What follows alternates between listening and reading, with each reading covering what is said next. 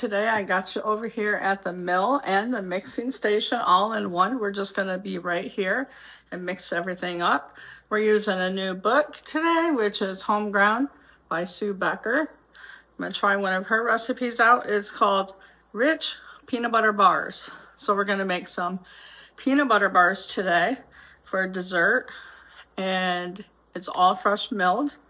I got all of the ingredients ready to go over here on the other side, but I'm going to bring it over as we need it, and we're just going to mix it all here in my mixer, and we're going to mill up what we need to be milled up with the mock mill. So we'll get started here. We are going to use ml, which is milliliters. For whatever reason, she is using milliliters. So we'll get started here. So I'll get everything ready and we'll get started. A little bit closer, it says we need 300 ml. Instead of grams, we're using ml. So let's get this on and get it to ml. It's an ml, so we need 300 milliliters. So we'll gram it out or whatever. We need 300, which isn't a lot. And this is soft white wheat berries. This is like an all-purpose flour. I got a little too much, so I'm going to take a little bit back. Having one or two over isn't bad, so I'll just leave it like that. And I'll put it back in my cupboard up here where I store it.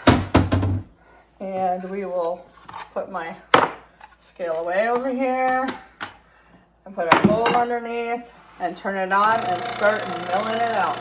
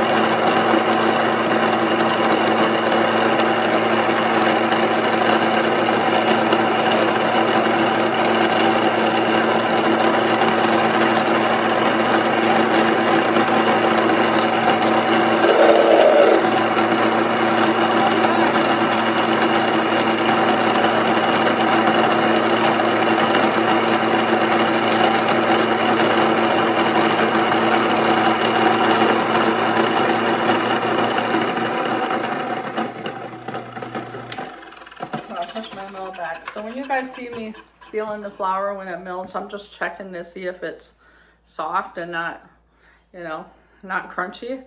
So it's fine ground. So fresh milled flour smells really good and it's very good for you. It has lots of nutrition in it. So I'm going to set this over here and we'll bring our other ingredients over to the stove. We have to melt the peanut butter and the butter together, so I'll get you over there at the stove. I'm going to preheat our oven to 350, and then I'm going to turn this on medium, and we're going to get the butter melted, which is 8 tablespoons, and a half a cup of peanut butter. So we just want to get this melted so we can put it in the mixing bowl over there. So I get all this yellow peanut butter out. So we're just going to melt these together.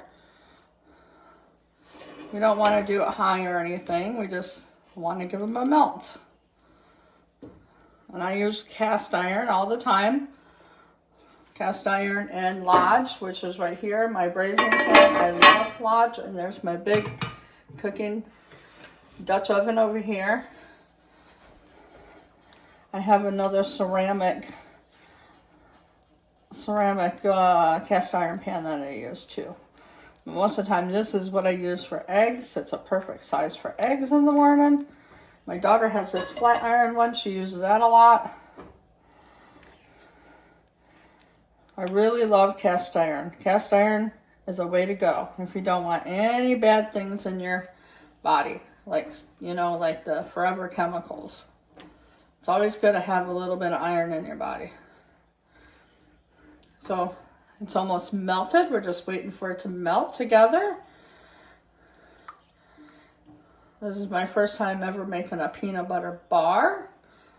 So I'm excited. And it's fresh milled and it's always good for you. This is a spatula spurtle thing that I have. I love it. I use it for my sourdough when I'm making sourdough. I'm over here making 2 sourdoughs today. One here and one here. One of them's going to have a inclusion. I'm not sure what yet. I haven't thought about it, but I'm going to think about it later. I might make a cinnamon sugar one, which is really good. Or make another cheese one because that's really popular. I don't add jalapenos in there because I don't like spice or jalapenos. So I just do cheese. We can do a plain one. There's so many options that you can do with sourdough. So you'd set it out and get it fermented, bulk fermenting on your counter, and then you overnight it in your refrigerator to ferment it even longer, and you bake it in the morning. So I'm in the process of doing that today too. This is almost melted. If I turn off the heat, it'll finish melting. So I'm gonna get you over there where we are doing our cooking, our mixing, and then we'll continue over there. You guys here with my Anchor Some Assist, which I truly love. I know a lot of people that have it and they really love it. So I'm just gonna make our peanut butter bars here in the mixer. So you want to dump in your peanut butter and butter mixture in the mixer. That's what I'm doing right now. It's all going in. I'm setting it over here. And it says to mix up the sugar. So we're going to add our sugar. This is, how much sugar do we have? We have 1.5 cups of brown sugar. We're going to add that to it.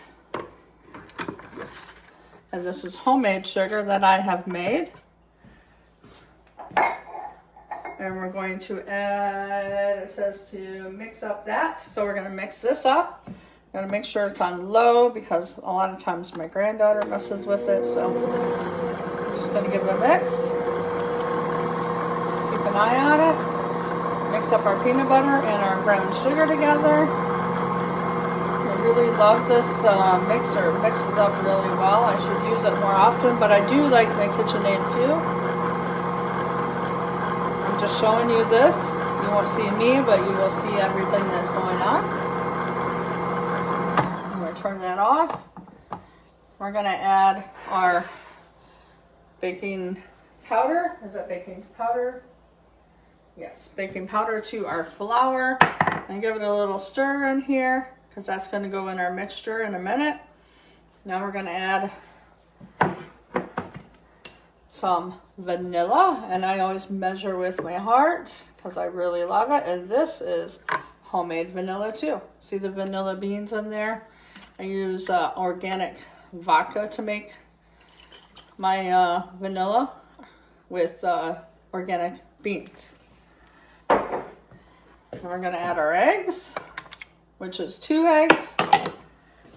Put all my dishes over there. And we'll give this a mix. It's a very simple recipe. I'm going to mix that up and wash my hands off here.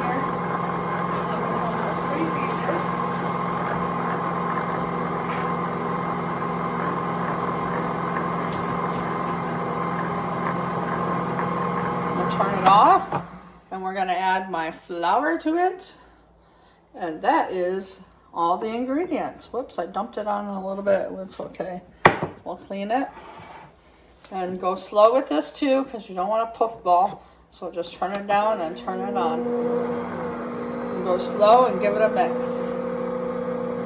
Once it's mixed up, we'll go a little bit faster.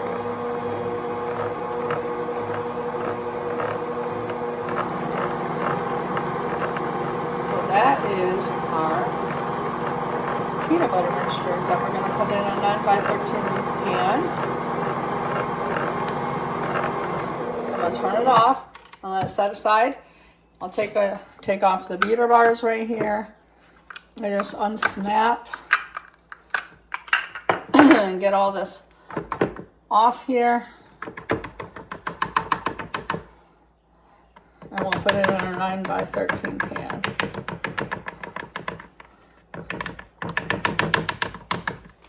Let me get my spatula. That would help getting it all off.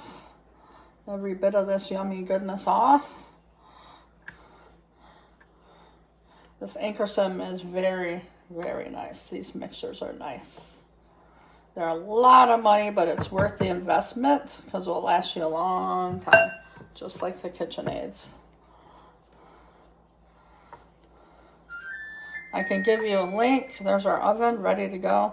I'll link on the bottom of my description for the Ingreadients. You can go directly to their website and get it, or there's other places where you can order it too.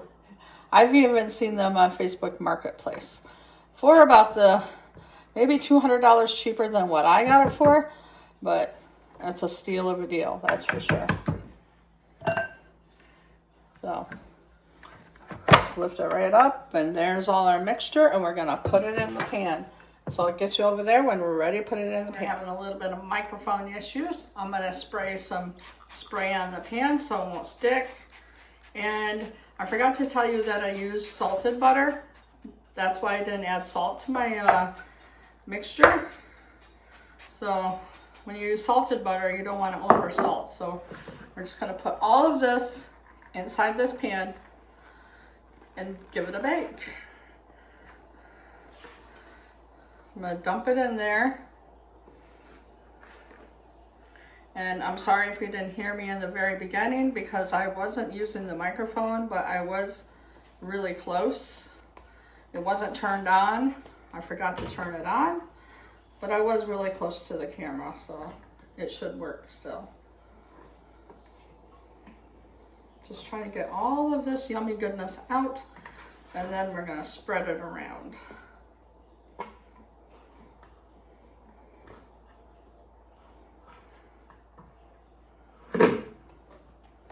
I'm gonna use a different thing to spread it around because it's giving me issues. It's too hard to use. I'm just gonna use a cake frosting spatula to spread it in here.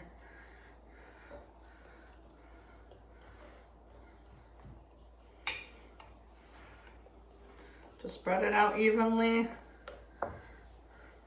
And it says that it makes, how many bars?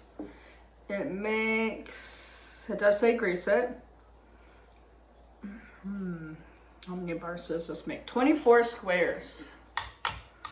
And this is a 9 by 13 pan.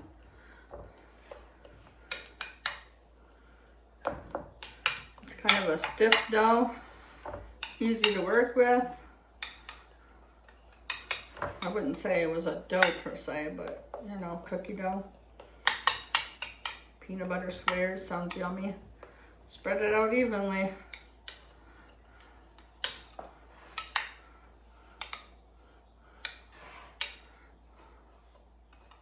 I'll make it smooth so they look halfway decent on the top and not so roughed edged. There's a big hump right there. Let's try to spread that out.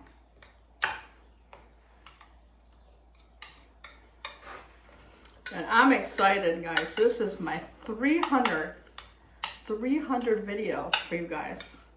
I hope you guys are watching my videos and liking them and commenting on them. And so I can gain some more subscribers. I'm almost up to 1,000, which is super exciting. Maybe if I get to 1,000, we'll do a giveaway of some sort or a live video of something. I don't know. We'll figure it out. But there it is. Now we're going to put it in the oven for 20 to 25 minutes. I will do it for 25 minutes. I'm just going to take it over here, put it in the oven. We're going to bake it I'm going to set a timer for 25 minutes.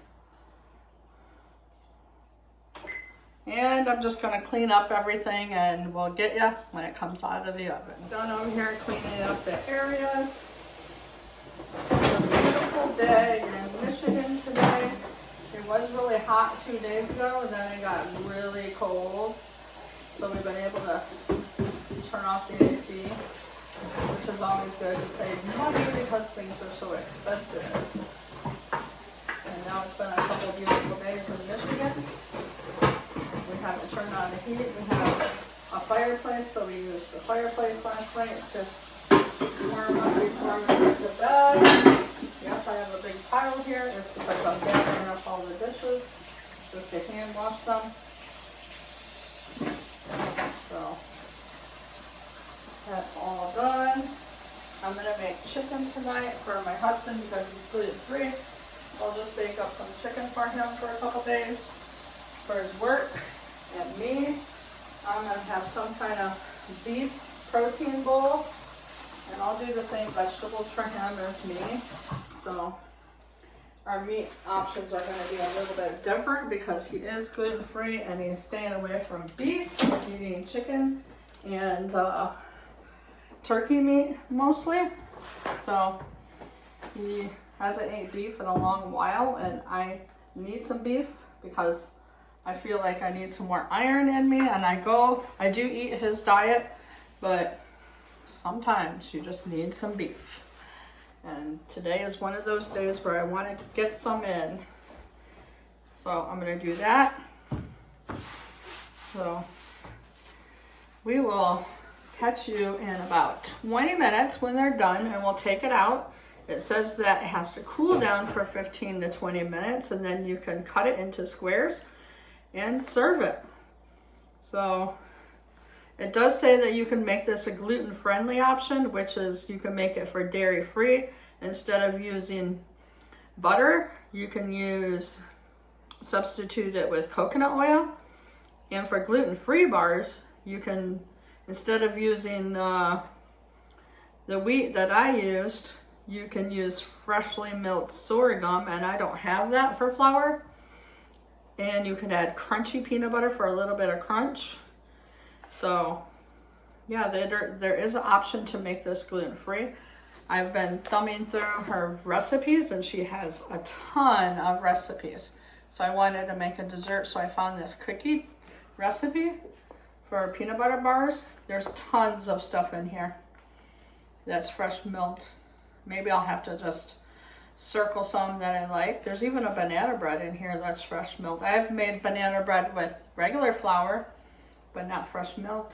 Maybe I can do that. I have a couple that are going bad. Maybe we should do that. So anyway, we will, a streusel coffee cake. There's just so many options in this book. I totally forgot about it. So I want to be able to get it back out and mill up some more stuff because I really like fresh milled options. So we got 18 more minutes and I'll get back with you when it's ready. Our buzzer's going off. I'm going to turn it off. We're going to check it out. I'm going to get my hot pads and get it out of the oven. Over here, wow, that looks good. Smells delicious too. Looks like a gigantic cookie. It looks really well, guys.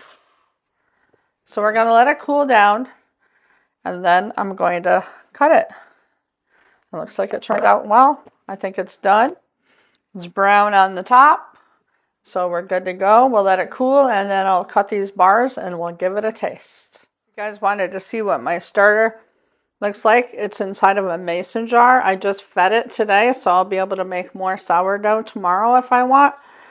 But I already got 2 loaves going today, so sometimes I get ahead of myself with sourdough.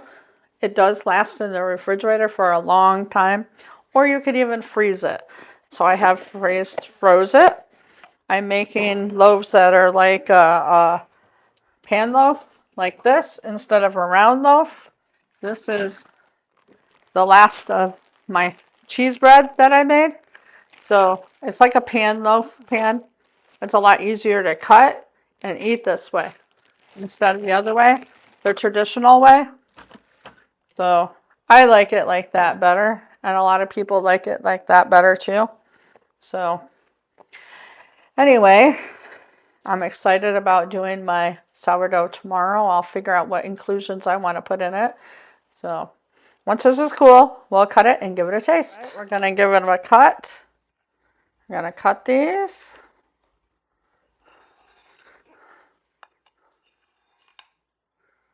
Into bars. So I cut it 1, 2, 3, 4, 5, 6. I don't know, we may not get 24, we may get more than 24. Not the best cutter. This is a really small one. We'll try this. I'll give this one a taste.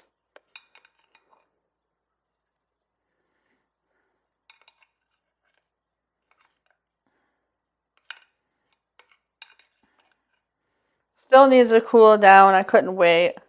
I got other things to do today. So I'm going to come over there and give it a bite.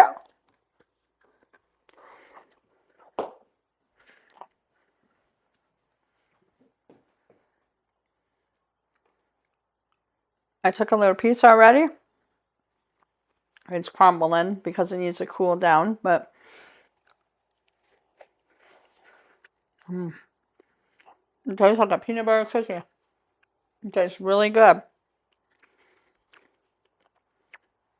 Super good. I'm going to set this on the table.